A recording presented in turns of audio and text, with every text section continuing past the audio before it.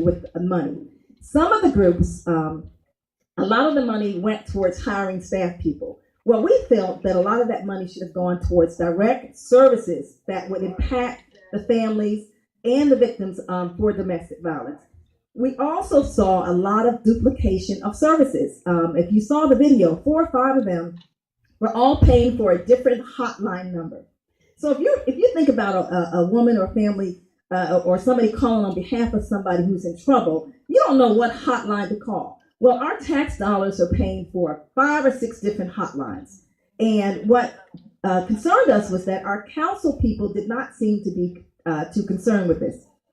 One council member did bring it up. Councilmember Franklin did say he did notice the duplication of all the different hotlines. We also saw lack of innovation. We didn't see anything new. They weren't using technology, anything different being done. And then the biggest thing was there were groups who were headquartered outside of the county who some did maybe 10 different services, and maybe one of their services was domestic violence. How do we ensure that if our tax dollars are going to an entity outside the county, that they are servicing Prince George's County residents, and how much of those dollars are actually going there? So since we noticed that the domestic violence money, there didn't seem to be any accountability, what we have been doing, we built a database and we tracked all of the council grant money from 2012 to 2018. We put it in the database, and the county exec funding as well, because we wanted to look at who were the highest people, grant recipients in the county. I don't know if Jerry passed that list out.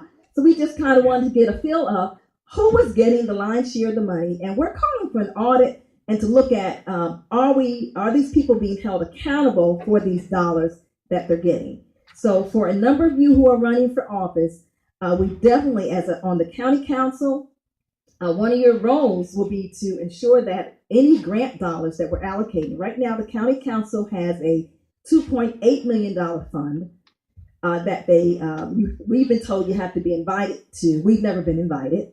And then they also, each council person gives out $100,000 for their district as well. But the same people seem to be getting most of the dollars. We're also going to be looking at the data by zip code because something we're noticing, and we just want to make certain before we put the data out, is that most of the grant money is going to one side of the county. And the other zip codes in the county aren't getting the lion's share. What we need to do in Prince George's County is ensure that grant dollars match the priorities and needs of the county. So if we're not, we don't have a strategic plan that tells us where those priorities and needs are, then we're just giving money out. And that's not the way that you operate and run a business. So we want to ensure that new candidates running and whoever gets in, that we hold them accountable. And that if you take the oath to run for office and to be in office, that you will be good stewards of our funds. So that's something that we are asking. And if you can see the names on this the list, what isn't on this list is the Community Development Block Grant money. We get $5 million a year. And your county council, even though it comes through housing and community development, your county council members have the final say on those dollars. And we want to put that data out as well, because I think we'll see some alarming trends when we see that data. But what we are going to put up on our website is a breakdown of the entities here. We have it in our database, so you can click on that entity and see who's giving them the money. What council people, is it coming from county exec funds, what year they got the money, and how much. I have seen the data, and it's just shocking. And one of the things we need to ensure is that we are just not giving our tax dollars out with no accountability. So that's something that we push for. I mean, some of our council members don't like us, saying that there needs to be oversight and accountability. We're going to continue to do that to ensure that the dollars reach the communities that are most in need. Great. So this is just page one of the top highest grant recipients, but we do have all of the grant recipients in a database, and we're going to be sending out an email and putting links to that data on our website as well. And one other announcement, we do have our nonprofit conference coming up, and that's April the 7th, and it's 27th, excuse me, at Largo Community Church, 8:30 to 4:30. So we invite you to come as well. Okay. Any questions about the data or the dollars or anything? Is there contact? Do you have contact information? Yes. We have some probably, and I'll pass out some business cards. Yes, we do have some contact information. Okay. Say it for the listeners. I think you should say your contact for the listeners. Okay, my contact information, Sandy, and we're with the People for Change Coalition. It's Sandy at pfccoalition.org. Our phone number is 301-772-1552. And our website is www.pfccoalition.org. We're on Facebook at pfccoalition.org as well. And definitely, if you come to our annual nonprofit conference, we'll have a day filled with a lot of resources for nonprofits, and that's Friday, April the 27th at Largo Community Church, 1701 Enterprise Road in Mitchellville, Maryland. Okay, thank you. Thank you. One of the things we have often said in this club is that accountability is important across the board, and transparency is important across the board. We've been saying that for the last few years. Mr. Barrows, would you like to come up, please, sir? Our school board member from District 8, Mr. Ed Barrows. But look, if you're running for the county council, I hope you heard what she said, because more of the same is just not right. We want people that's going to come up with new ideas, new vision, and be willing to listen to people instead of when people bring things to your attention, then all of a sudden we want to blackball them or do something that's going to push them to the side. We need people that will listen and act. If you can't act with courage, if you cannot act with courage based on what the people are saying to you, please do not run for office. More of the same just won't cut it. I will stand up to make a change. I will stand up with people for change. Okay, because it's time. Mr. Burrows? Good evening, everyone. My name is Edward Burrows, school board member of District 8. Didn't really come with a speech, but I guess, are there any questions for me? I know a lot has been going on related to the school system, so there are a couple questions. I'll be happy to take them. Have you heard the latest on the vote up in Annapolis? So that bill is that to change the school board structure. There are not enough votes in the Senate, and so it matters who we place in our Senate and who we place in our House delegates, because that bill is dead. People have only been crying for the last 3 to 4 years. I really have a concern about being told there are not enough votes somewhere, and you have not put anything on the table yet to determine where the votes are. I mean, it's just like they represent us, Right. and to be told that, well, there are not enough votes there now, I'm gonna tell everybody, and I hope this is being recorded. The same incident happened with the cannabis bill. Delegates and were told it ain't going, quote, it ain't going nowhere. And what did we get? The cannabis bill and a lack of minority participation in it. So I can't buy my delegate or my senator telling me that, well, it wasn't going anywhere. How do you know? Where was it presented? Did it go through the committee process? Right. If it went through the committee process and you can show that there weren't enough votes, then okay, I can buy that Right. it couldn't get out of committee.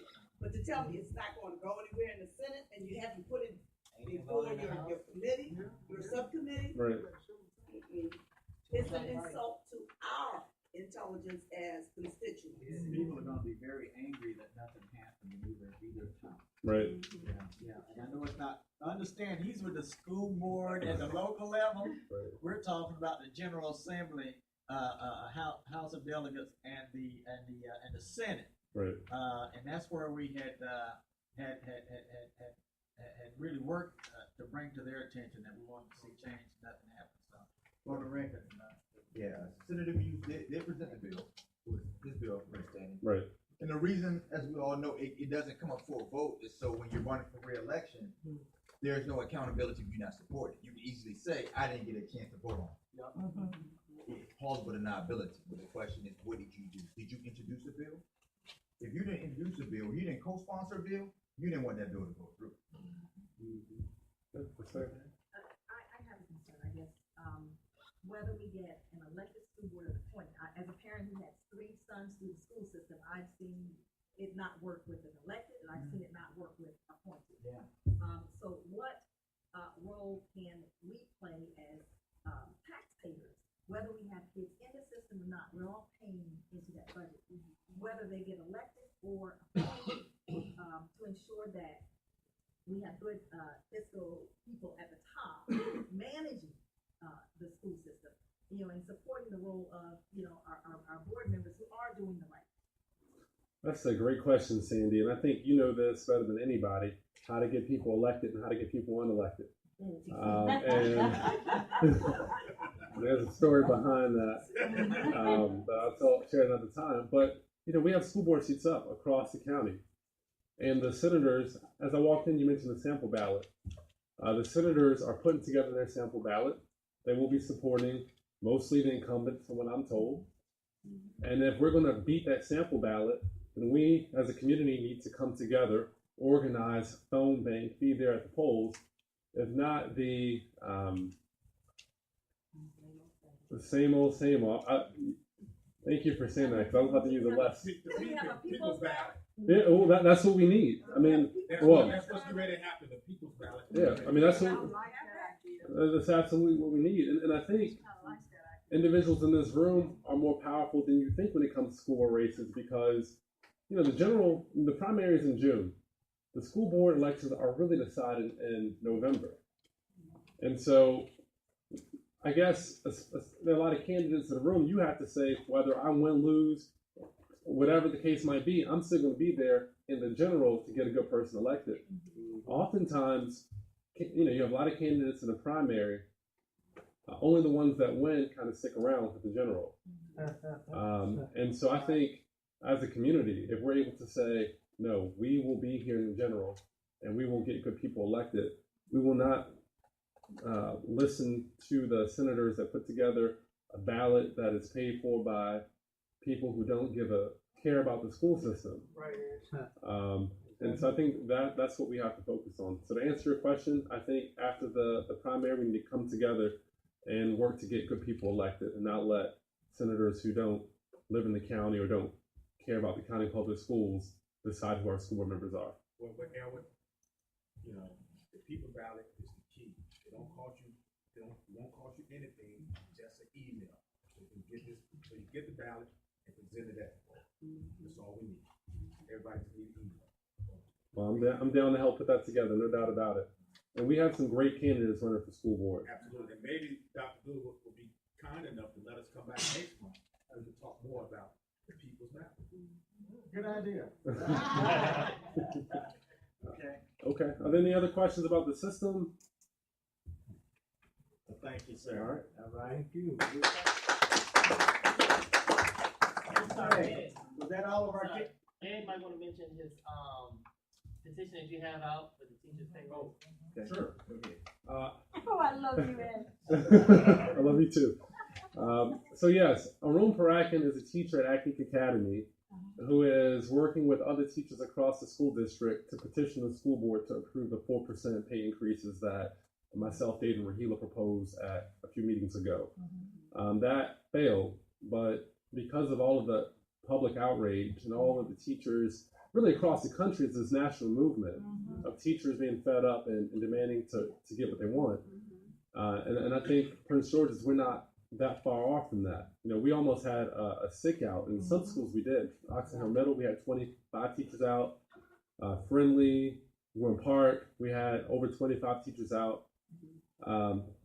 because they were outraged that individuals in central office received 10 to 12% raises, and that motion failed. And when I've been trying to get in contact with the county executive to tell him, I've reached out to him for several meetings and he hasn't been responsive.